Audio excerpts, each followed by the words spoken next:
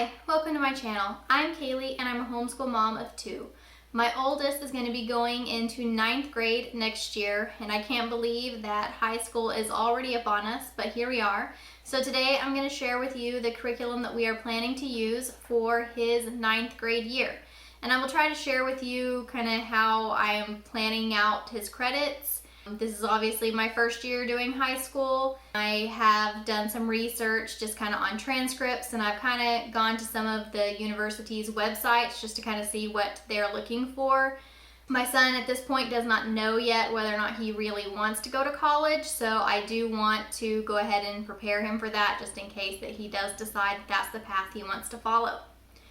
Here are the things that we are planning to use for his first year of high school. For math this year, we did start Algebra 1, and we started it in the fall, but we switched curriculum mid-year, so he still is not completely finished with it because I wanted him to go ahead and start from the beginning so that he could build up that confidence.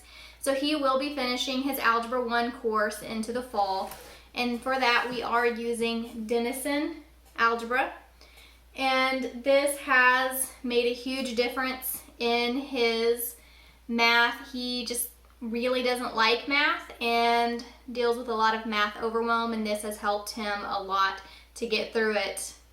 So after we finish Algebra 1, I will probably give him a few weeks break, and then we will move into geometry also from Denison. I have not ordered it yet.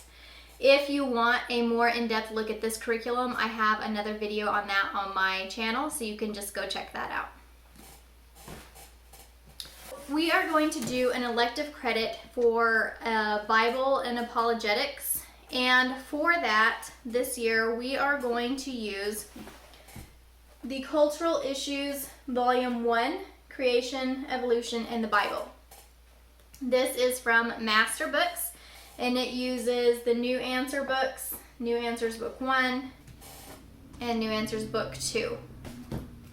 And then this has a schedule, and it has questions and tests inside of this for them to complete to get a full credit for apologetics. So the reason why I'm going with this is because these two books are actually also scheduled in the biology curriculum that we are going to use for his science credit. So for his science credit, we are going to use Guest Hollow Biology. Guest Hollow has their curriculum is an online schedule, and they also have an online textbook. Their biology is actually free for the online schedule and textbook, but if you want a printed version, you can also purchase that. So that's what I did. I purchased their biology schedule so that I could download it and print it so that we would have a physical copy. So here is just an example of the biology schedule. I did kind of edit it a little bit so that I could basically get it down to 1 week on a page. And you can see here that it tells you what textbooks to read, and it also has, some weeks have writing assignments. It's got workbook pages, and then it has some labs. They have two different options for labs. I edited out one of them because I'm just going to stick with the Guest Hollow labs, and we will only do some of those. We're very fortunate in that a local homeschool mom is going to do a biology lab camp in August for us, so they will get to do microscope work and dissections at that lab camp, so I won't have to do those at home. So we will only do the labs that won't be covered in his biology camp. This also had the New Answer books scheduled in, but we're changing the schedule just a little bit because we're adding in the workbook. I didn't want to have him to have too much in 1 week, so they usually schedule them 3 times a week, and our schedule schedules them twice a week. So we're going to follow that for the New Answers books. And then sometimes it has other resources and videos that they have linked to for you to be able to watch those online. So all of this is linked in the online schedule, and then they have a free online textbook that also has videos embedded in it, so that as you're reading the textbook, it gets split up by videos to watch also. So along with the guest holo biology, we're also going to use guest holo geography for our history credit. So the geography is actually something you have to purchase for the schedule and the workbook. They do have a free online textbook, again, that has videos embedded in it, so as they're reading through the text, you can also stop and watch the videos. So I printed off the schedule. This time there is a lot of stuff in these schedules. So this is 1 week just on these 2 pages, and I did quite a bit of editing down to try to get this to where each week was a 2-page spread. So there is some stuff that I have taken off of here that we aren't going to use, certain books or things. And the rest of it, we will go through each week and just kind of see where we get. We will definitely stick to doing the textbook and some of the spine books that are used throughout the whole curriculum.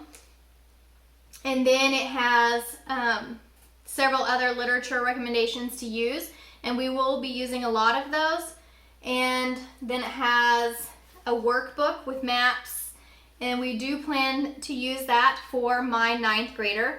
And my younger one, who's going into 7th grade, is going to be doing this with us, but I also bought the junior version of the guest holo curriculum, and so she's going to be doing a lot of the books from that and will not be doing the workbook and some of the stuff out of this one. Now it also has activities. It's got like an art project usually, and a lot of times recipes each week. And then videos, and it has a lot of shorter videos, and then sometimes it also has like full-length videos recommended. And then sometimes a website or printables that they can use. So I do plan on doing a separate video to show you more about the guest holo geography, because it would take a long time to go through all the books that we're going to be using and go more in depth on that.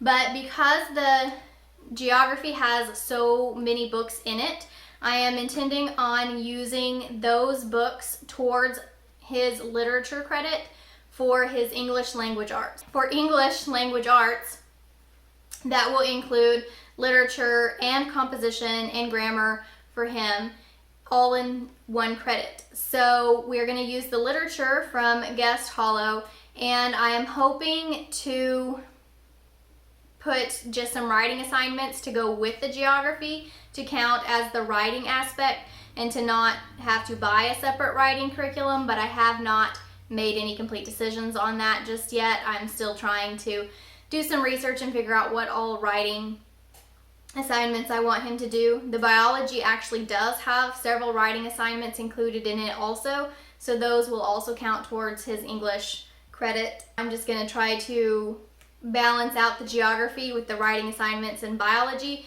so that he doesn't have too much writing in 1 week. So I haven't got that far yet, but that is one of my plans to work on over the summer. For the rest of his English and language arts, we are going to do Word Up, the vocabulary show. This is from Compass Classroom, and I went ahead and bought the DVDs, but also you can just get a digital download of it also. So these have the show, which I think it talks about Latin and Greek roots, and each episode talks about a different root. And then they have a website where they have a section on Quizlet where you can go and do quizzes and flashcards for the vocabulary words. My son actually likes vocabulary, so we're going to give this a try. Now, most of the time you're usually done with spelling by the time they get to high school, but I did buy this IEW's Phonetics Zoo, and it has a placement test in the back. So I went ahead and had both my kids take it, and my son tested into level C, which is actually, he only really missed a few words, but I am going to go ahead and just have him do level C on this, which is the highest level, just for kind of a quick review. We may even just go through it during the summer, and if he gets them all mastered really quickly, then he'll just be done with it. This has words for each level that go with a certain, like A, I, and A, Y, and it's got A, B, and C, and it has a jingle, and they just do the word list until they get it right 2 times in a row, and then they move to the next one. You can also make word lists for whichever words your students are struggling with on like every 5th lesson. It's kind of blank so that you can create your own word list with words they're struggling with if you want to do that. So we are just going to go through that and see. It may not take him very long, and he'll probably be done with that quickly. For grammar, we are going to be using Fix-It Grammar. Again, he used Robin Hood this year, and so next year he is going to go to level 4, which is Mowgli and Shere Khan. My kids have enjoyed these. They like the stories, and it really only takes like 10 minutes a day. They just read the sentence and mark all the corrections in it, and then rewrite the sentence at the bottom. So that won't take very long, and it's actually only scheduled for 4 days a week, and I think 30 weeks.